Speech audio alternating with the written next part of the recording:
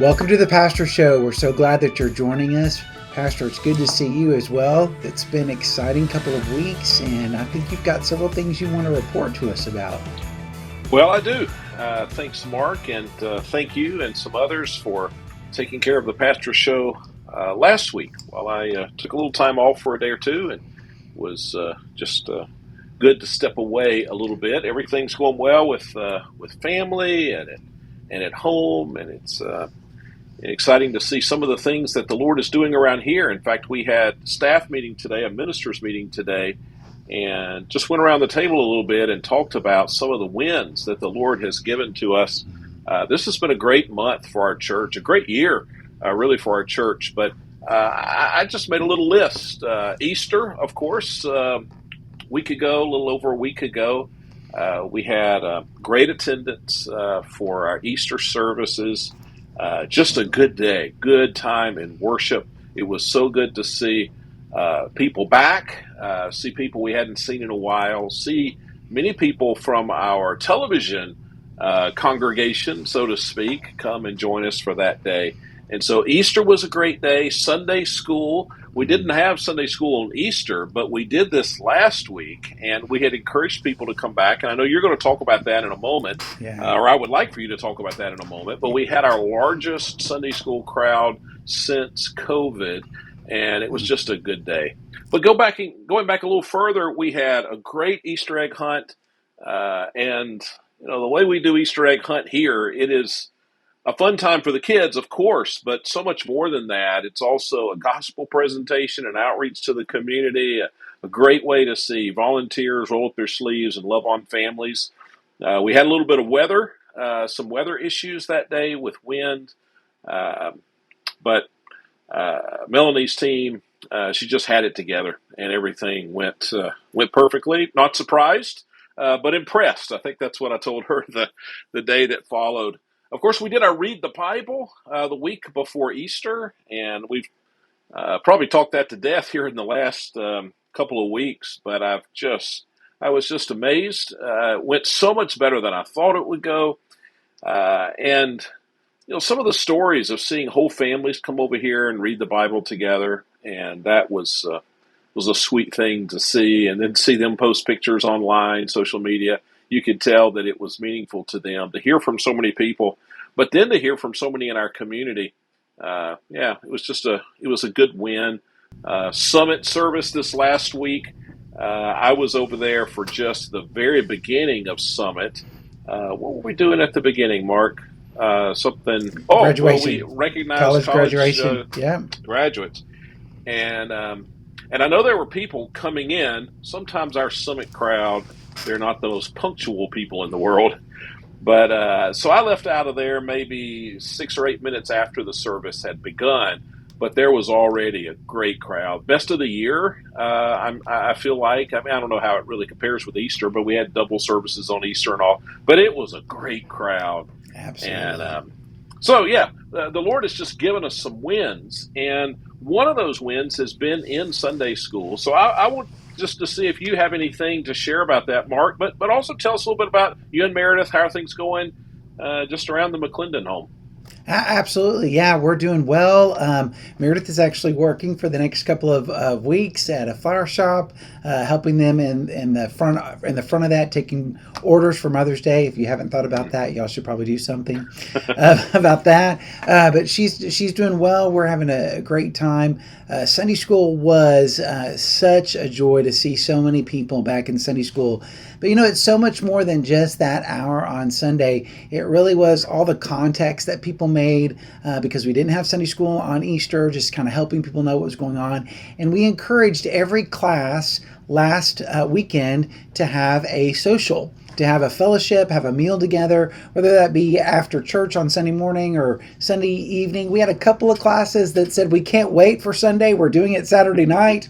But we had some great opportunities just to reach out. And I really think that is some of the reasons why we had such a huge number in Sunday school on Sunday. It just reminds me how important it is for us to fellowship with one another, encouraging one another just by our presence and just spending time together, breaking bread together. It's in the Bible quite a bit, and we should probably do that more. And so that was exciting. We had over 600 people in our Sunday school attendance on Sunday, and we have not seen that since 2019. And in 2019, it happened, I think, 15 times in that year. So it's a significant and good number. We're very excited to be at this place. And my prayer is that God will continue to allow us to grow and for us to see that number to stay strong. So that is something that's going on. But there are so many other things, Noel, that's happening. We've just begun. You've just given a list of all the things that have happened in the past in this last month. But as we look towards the next couple of weeks, there's some exciting things happening as well. And I know this weekend is one of those events. I know you want to share a little bit about that. Yeah, absolutely. Our Dia del Niño event, that is one of our Hispanic events, probably our biggest. We hope it'll be our biggest Hispanic ministry event so far.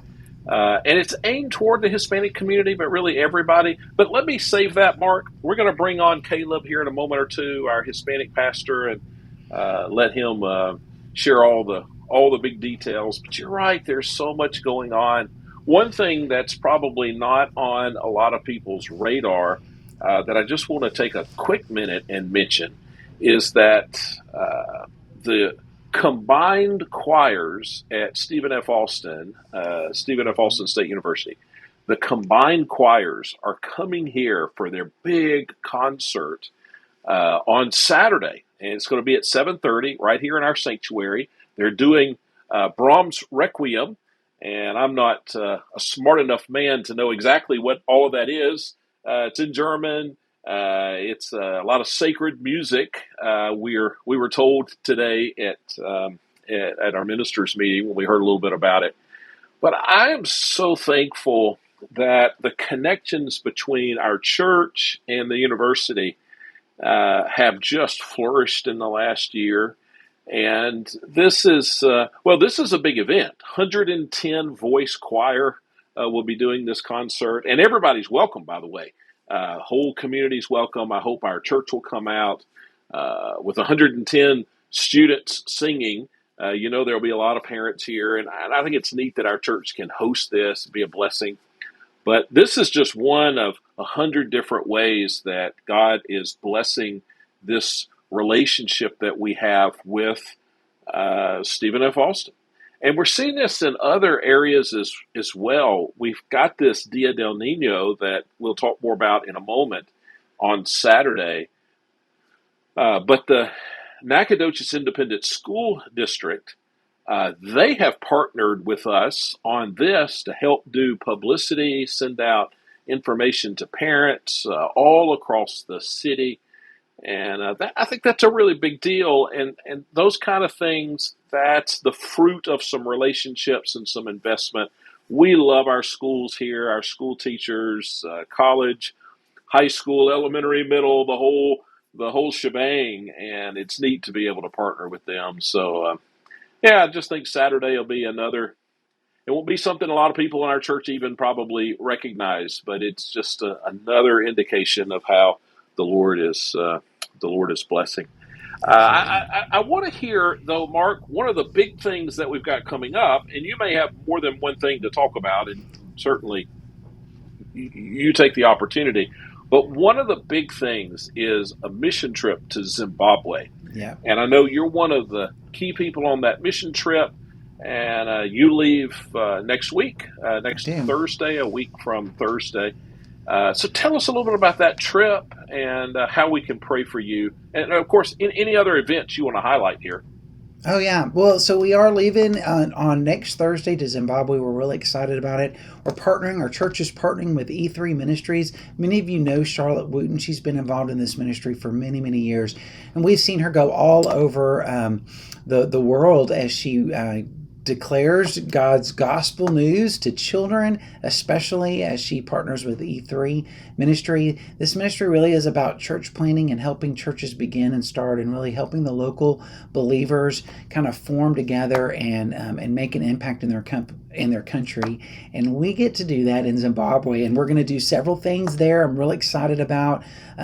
It's myself going, Corbin, who is a children's intern and is an incredible lady of God. We're so excited she's able to go with us. And then Charlotte from our church. And then we have 3 other people from some other areas that are connected to E3 that are going as well.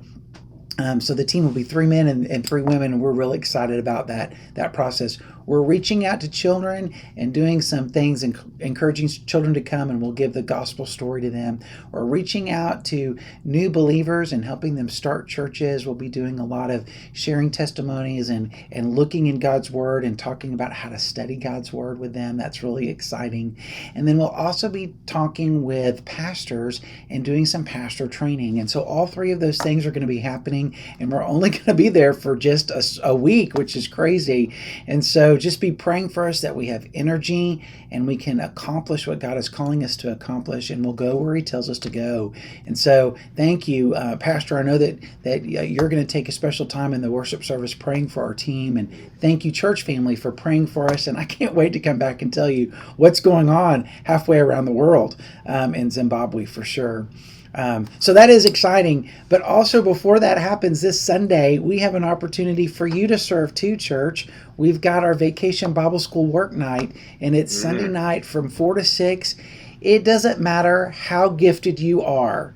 If you can cut a straight line or you can't cut to save your life, Melanie has tasks for everyone to help in decorating and getting things ready for this incredible event. You may have to work during the day and can't be a part of Vacation Bible School. Here's your chance. Come on. We have childcare, so if you've got children, bring them, put them in the nursery, and we could use your hands. It's going to be really fun, and it's going to be a lot of activity from 4 to 6 on Sunday night. Very good. Very good. Well, Mark, in a moment, I want us to bring on Caleb and hear about Dia del Nino. But let me take an opportunity to say something that's not on my list here, but I think you would agree 100%. There are so many ministries that go on around our church. Our volunteers here are just second to none. And then we have a great staff, people working hard, people using their gifts. We have the most talented staff, the most committed, hardworking staff. But there are some staff members that do things behind the scenes. A lot of them, more than I'm going to mention right here. But there are some that do things behind the scenes that make some of these, some of the wins that I mentioned earlier, they're a big part of that. But people don't associate the wins with those staff members. People know what I do. They know what you do. They know what Tom does. They know what Grant does. They know what Hunter does, Melanie. But when I think about, something like the read through the Bible, Tom was he was the one who carried the torch for that ministry and did so very, very well. But there were some staff members behind the scenes, like Jonathan, a ton of setup and not just a one-time setup, but all that stuff had to be monitored all week long.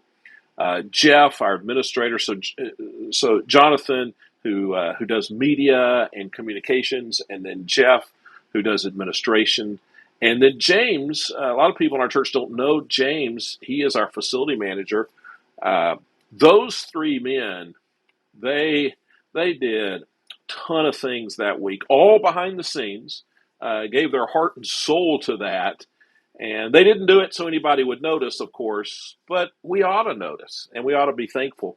One of the things that that made me think of this is, just this SFA event that's coming up this weekend.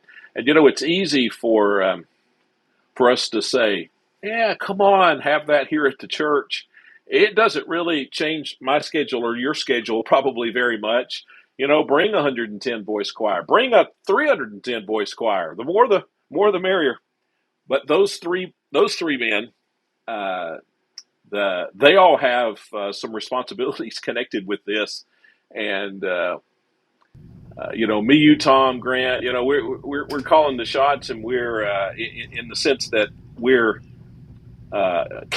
putting these events on the calendar, and then people like Jonathan, Jeff, and James, they have to go to work and make it happen. They want to go to work and make it happen, and I just think we probably don't remember their investment, their hard work, sacrifice. When we asked Jonathan to come over here on a Saturday night, uh, that means he's not with his His wife family. and boys on Saturday That's night, right. and that's and and Jonathan's never complained. I've been here 5 years, never heard a complaint from he or his wife. They're just team players, love the Lord, and I don't know. Wasn't on my list, but I did want to mention it. Mark, thanks for helping us out here, and I don't want to. I'm not just trying to bump you out of your chair, but if you want to sign off, we'll bring Caleb on, and me and you see each other next week, and have a special prayer time here on the Pastor's Show for our mission trip to Zimbabwe. Thanks, All Mark. right. You're welcome. Well, church, I want to welcome now to our Pastor's Show Caleb Castro, our Hispanic pastor. Caleb, we're looking forward to hearing from you.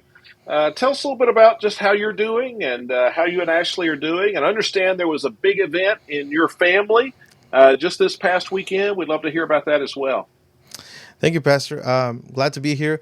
Doing really well. Ashley and I are doing well. We're excited for things that are happening here at our church.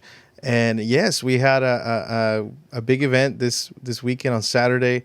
My sister Betsy got married, and I had the privilege of doing the ceremony for them. It was a very emotional event, but it was very exciting as well. The first wedding I've ever done, and it happened to be my sister. But they're married, they're gone, so we did well.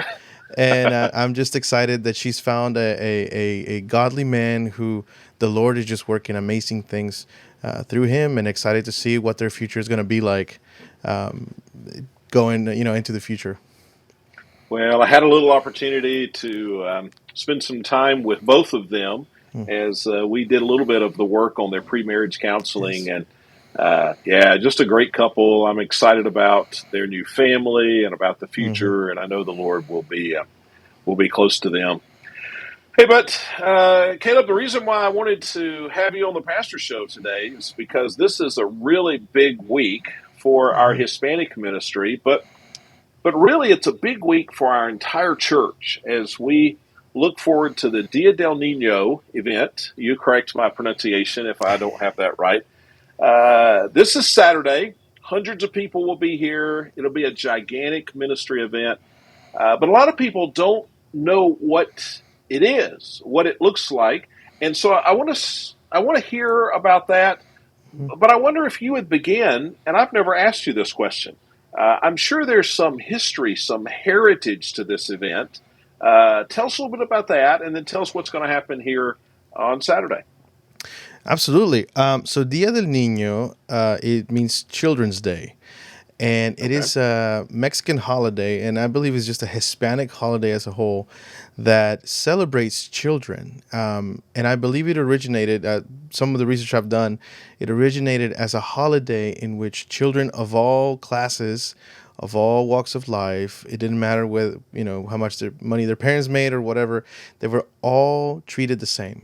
They all had fun together. They all were given gifts and prizes and candy and all these sort of things. So it was a day where they could relax from school, that they could just enjoy, and then come back re-energized the next day or the next week to continue their studies and continue life. So it was just it's a huge boost for them.